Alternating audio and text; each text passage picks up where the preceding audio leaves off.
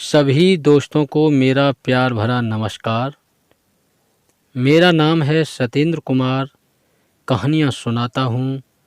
तो दोस्तों आ जाइए कहानी शुरू करते हैं। भिखारी का आत्मसम्मान। एक भिखारी किसी स्टेशन पर पेंसिलों से भरा कटोरा लेकर बैठा हुआ था। एक युवा व्यवसायी उधर से गुजरा और उसने कटोरे में 50 रुपये डाल दिए, लेकिन उसने कोई पेंसिल नहीं ली। उसके बाद वह ट्रेन में बैठ गया।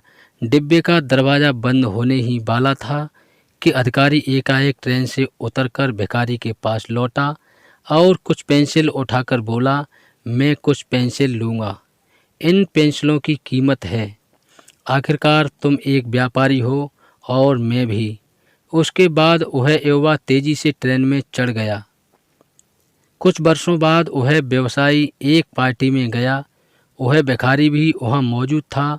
भिखारी ने उस व्यवसायी को देखते ही पहचान लिया। वह उसके पास जाकर बोला, आप शायद मुझे नहीं पहचान रहे हैं, लेकिन मैं आपको पहचानता हूँ। उसके बाद उसने उसके साथ घटी उस घटना का जिक्र किया। व्यवसायी ने कहा, तुम्हारे याद दिलाने पर मुझे याद आ रहा है कि तुम भीख मांग रहे थे, लेकिन तुम यहाँ सूट और टाई में क्या कर रहे हो? भिखारी ने जवाब दिया, आपको शायद मालूम नहीं है कि आपने मेरे लिए उस दिन क्या किया।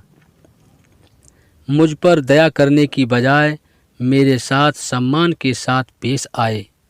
आपने कटोरे से पेंसिल उठाकर कहा, इनकी कीमत है।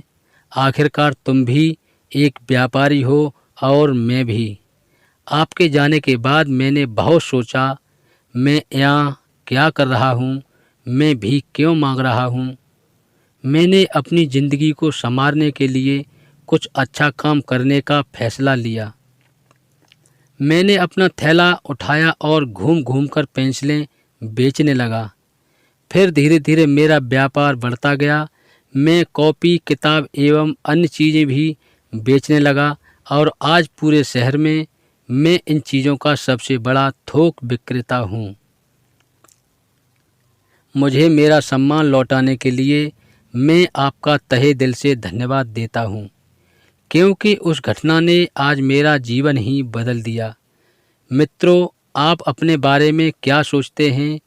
खुद के लिए आप क्या राय स्वयं पर जाहिर करते हैं? क्या आप अपने आप को ठीक तरह से समझ पाते हैं? इन सारी चीज़ों को ही हम इनडायरेक्ट रूप से आत्मसम्मान कहते हैं। दूसरे लोग हमारे बारे में क्या सोचते हैं, ये बातें उतनी मायने नहीं रखती, या कहें तो कुछ भी मायने नहीं रखती। लेकिन आप अपने बारे में क्या राय जाहिर करते हैं, क्या सोचते हैं, ये बात बहुत ही ज़्यादा मायने रखती है।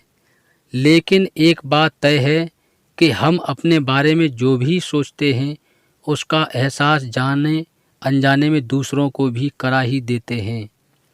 और इसमें कोई भी शक नहीं कि इसी कारण की वजह से दूसरे लोग भी हमारे साथ उसी ढंग से पेश आते हैं।